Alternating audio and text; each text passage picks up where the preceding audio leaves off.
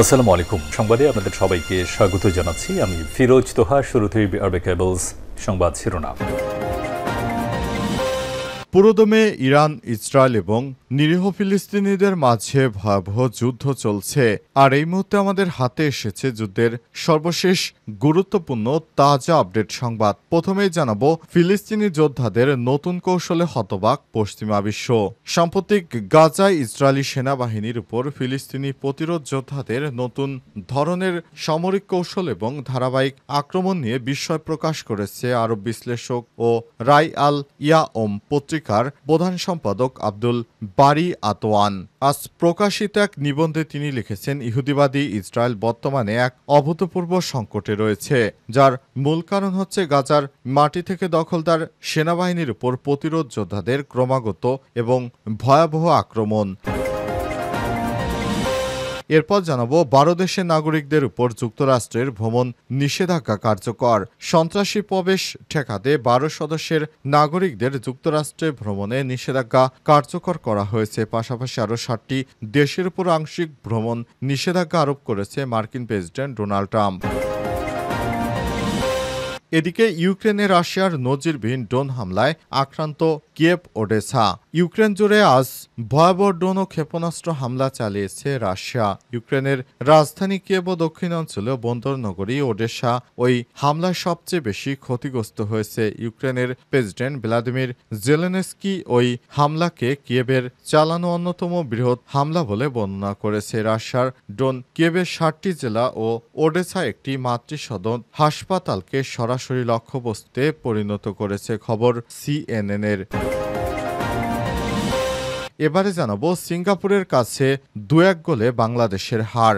FFC Asian কাপের বাছাই পর্বে সিঙ্গাপুরের কাছে 2-1 গোলে হেরেছে স্বাগতিক বাংলাদেশ। ফলে উচ্ছ্বাস উদ্দীপনা নিয়ে সমর্থকরা দ্বিতীয় স্টেডিয়ামে এসেছিলেন, তা রূপ নিয়েছে বিষাদ মুহূর্তে। প্রথমার্ধে 1-0 গোলে পিছিয়ে পড়ার পর বাংলাদেশ দ্বিতীয়ার্ধে আরেক গোল হজম করে পর রাকিব একটি শোধ করলেও শেষ পর্যন্ত ম্যাচে আর বাংলাদেশের জিতের মুখ দেখতে পারেনি বাংলাদেশের সমর্থকরা।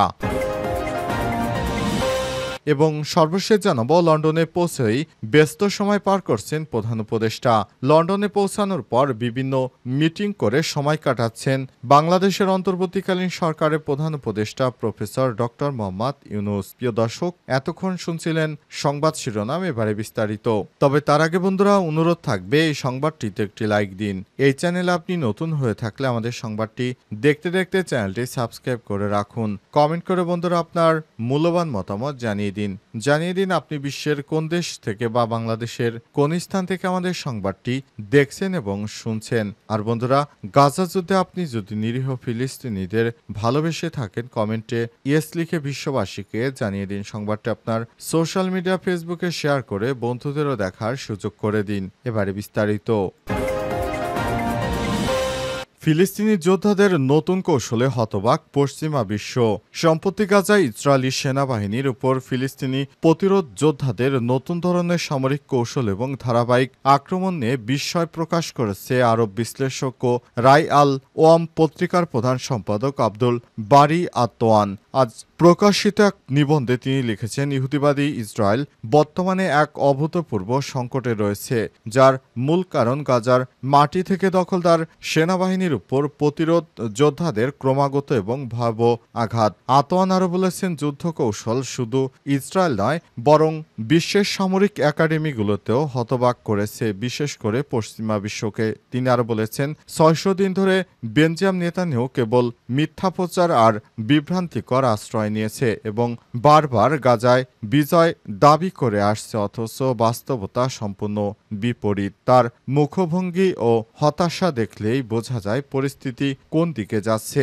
আতওয়ান আরও বলেছেন, ইসরায়েলের কৌশল ছিল ক্ষুধা ও ধ্বংসের মাধ্যমে গাজাবাসীকে আত্মসমর্পণ করতে বাধ্য করা, কিন্তু এই পরিকল্পনা সম্পূর্ণভাবে ব্যর্থ হয়েছে। এমনকি মিত্র আরব দেশগুলো কিছু অংশ যারা ইসরায়েলের অবস্থানকে সমর্থন করেছে, তারাও আজ স্পষ্টভাবে প্রতিরোধের স্থায়িত্ব দেখে স্তম্ভ। বিশ্লেষকের মতে ফিলিস্তিনি যোদ্ধাদের সামরিক কৌশলের অন্যতম দৃষ্টান্ত হল গাজার নিচে বিস্তৃত প্রায় 500 কিলোমিটার দীর্ঘ দীর্ঘ সুগভীর সুড়ঙ্গ ব্যবস্থা সর্বাধুনিক প্রযুক্তি সত্ত্বেও ইসরায়েল এই টানেলগুলো ধ্বংস করতে ব্যর্থ হয়েছে। 12 দেশের নাগরিকদের যুক্তরাষ্ট্রে ভ্রমণ নিষেধাজ্ঞা কার্যকর। সন্ত্রাসীদের প্রবেশ ঠেকাতে 12 দেশের নাগরিকদের যুক্তরাষ্ট্রে ভ্রমণ নিষেধাজ্ঞা কার্যকর করা হয়েছে। পাশাপাশি আরও 7টি দেশের উপর আংশিক ভ্রমণ নিষেধাজ্ঞা আরোপ করেছে মার্কিন প্রেসিডেন্ট ডোনাল্ড ট্রাম্প। আজ থেকে ভ্রমণ নিষেধাজ্ঞা কার্যকর হলো। তবে এমন সময় নিষেধাজ্ঞা কার্যকর হলো যখন ট্রাম্পের অভিবাসন বিরোধী অভিযান ঘিরে লস অ্যাঞ্জেলেস শহরে ব্যাপক বিক্ষোভ চলছে। খবর আল জাজিরা। সম্পূর্ণ নিষেধাজ্ঞার আওতায় দেশগুলো হলো Afghanistan, Chad, Eritrea, Myanmar, Congo প্রজাতন্ত্র, Equatorial Guinea, Haiti, Iran, Libya, Somalia, Sudan, Yemen. আংশিক ভ্রমণ নিষেধাজ্ঞার আওতায় দেশগুলো হলো Burundi, Cuba, Laos, Sierra Leone, Togo, Turkmenistan ও ভেনেজুয়েলা। যদিও এসব দেশের নাগরিকদের জন্য কিছু সাময়িক কাজের ভিসা দেয়া হবে। এর আগে প্রথম মেয়াদে প্রেসিডেন্ট হিসেবে দায়িত্ব পালনকালে বেশ কয়েকটি দেশের নাগরিকদের উপর ভ্রমণ নিষেধাজ্ঞা দিয়েছিল ডোনাল্ড ট্রাম্প। দেশগুলোর বেশিরভাগই ছিল মুসলিম দেশ। এদিকে ট্রাম্পের অভিবাসন বিরোধী অভিযানের বিরুদ্ধে লস অ্যাঞ্জেলেসে শুক্রবার থেকে শুরু হওয়া বিক্ষোভ আরও ব্যাপক আকার ধারণ করেছে। আজ রাস্তায় নেমে আসে হাজার হাজার বিক্ষোভকারীরা। তারা প্রধান একটি সড়ক অবরোধ করেন এবং কয়েকটি গাড়িতে আগুন ধরিয়ে দেয়। এ সময় বিক্ষোভকারীদের ছত্রভঙ্গ করতে টিয়ার গ্যাসের শেল, রাবার বুলেট ছোড়ে আইন শৃঙ্খলা রক্ষাকারী বাহিনীর সদস্যরা। এমন পরিস্থিতিতে লস অ্যাঞ্জেলেসে ন্যাশনাল গার্ড সদস্যদের মোতায়েন করেছে ডোনাল্ড ট্রাম্প। ইউক্রেনে রাশিয়ার নজিরবিহীন ড্রোন হামলায় আক্রান্ত কিয়েভ, ওডেসা।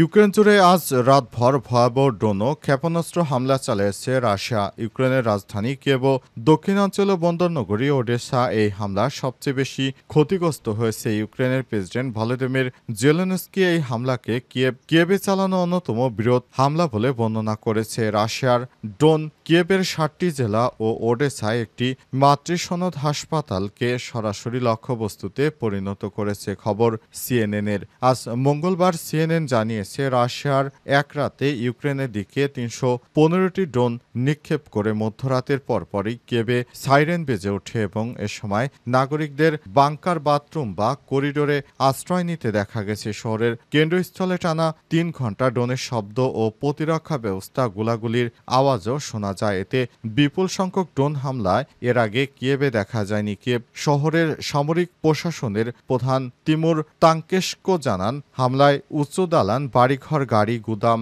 ইত্যাদি এলাকায় আগুন ধরে যায়। তিনি এটিকে তাদের সবার জন্য এক বিভীষিকাময় রাত হিসেবে বর্ণনা করেছেন। সর্বশেষ এই হামলায় এখন পর্যন্ত একজন নিহত, 4 জন গুরুতর আহত হয়েছে। প্রেসিডেন্ট জেলেনস্কি এক্স পোস্টে লিখেছেন, আজ কিয়েভে অন্যতম বড় আঘাত আনা হয়েছে। রাশিয়ার পক্ষ থেকে এই ধরনের আঘাতে চূর্ণ বিচ্ছিন্ন হয়ে গেছে ইউক্রেনের কিয়েভ। লন্ডনে পৌঁছেই ব্যস্ত সময় পার করছেন প্রধান উপদেষ্টা। লন্ডনে পৌঁছেই প্রধান উপদেষ্টা প্রফেসর ডক্টর মোহাম্মদ ইউনূস ব্যস্ত সময় পার করছেন। স্থানীয় সময় 7টায় এমিরেটস এয়ারলাইন্সের একটি উড়োজাহাজে হিথ্রো বিমানবন্দরে পৌঁছান প্রধান উপদেষ্টা এবং তার সফর সঙ্গীরা। এ সময় বিমানবন্দরে তাদের স্বাগত জানান আজ পরিবারের প্রতিনিধি ও লন্ডনে নিযুক্ত বাংলাদেশি হাইকমিশনারের ঊর্ধ্বতন কর্মকর্তারা। বিমানবন্দর থেকে সেন্ট্রাল লন্ডনের হোটেল ডচেস্টারে পৌঁছান বেলা 10টায়। কিছুক্ষণ বিশ্রামের পরে শুরু হয় পূর্ব নির্ধারিত ধারাবাহিক মিটিং। সবগুলো মিটিংয়েই অনুষ্ঠিত হয় তার হোটেলের লবিতে। বেলা 12টায় প্রধান উপদেষ্টার সঙ্গে বৈঠক করেন এয়ারবাসের ঊর্ধ্বতন কর্মকর্তারা। এয়ারবাসের এক্সিকিউটিভ ভাইস প্রেসিডেন্ট ওটার বেইন অর্স তখন প্রধান উপদেষ্টার সঙ্গে বৈঠক করেছেন। এরপরই বেলা 12:30টার দিকে বৈঠক করেন ম্যানজিস অ্যাভিয়েশনের ঊর্ধ্বতন কর্তা ব্যক্তিরা। বেলা 2টায় ব্রিটিশ পার্লামেন্টের আলপার্টি পার্লামেন্টারি গ্রুপের সদস্যরা আসেন প্রধান উপদেষ্টার হোটেলে। এতে নেতৃত্ব দেন অল পার্টি পার্লামেন্ট গ্রুপের চেয়ারম্যান লেবার পার্টির এমপি আফসানা বেগম। বিকাল 5:30টার দিকে প্রধান উপদেষ্টার হোটেলে আসেন কমনওয়েলথ সেক্রেটারি জেনারেল। দীর্ঘ 13 ঘণ্টার বিমান জার্নির পর লন্ডনে পৌঁছায়। এভাবেই ব্যস্ত সময় কাটান বয়োবৃদ্ধ ডক্টর মোহাম্মদ ইউনূস। এদিকে প্রধান উপদেষ্টার হোটেলের সামনে বিক্ষোভ ও কালো পতাকা প্রদর্শন করে বাংলাদেশের নিষিদ্ধ ঘোষিত আওয়ামী লীগের যুক্তরাজ্য শাখার নেতাকর্মীরা। যুক্তরাজ্যের বিভিন্ন শহর থেকে আওয়ামী লীগের নেতাকর্মীরা সকালে হোটেলের সামনে এসে অবস্থান নেয়। যদিও পুলিশের অনুমতি নিয়ে গত সন্ধ্যা পর্যন্ত টানাপোড়েন ছিল। অপরদিকে প্রধান উপদেষ্টাকে স্বাগত জানিয়ে একই রাস্তার অপর পাশে অবস্থান নেন যুক্তরাজ্যে বসবাসরত বাংলাদেশিদের বিভিন্ন সংগঠন। উভয় গ্রুপই নিজ নিজ অবস্থান থেকে বিভিন্ন স্লোগান দেন। তখন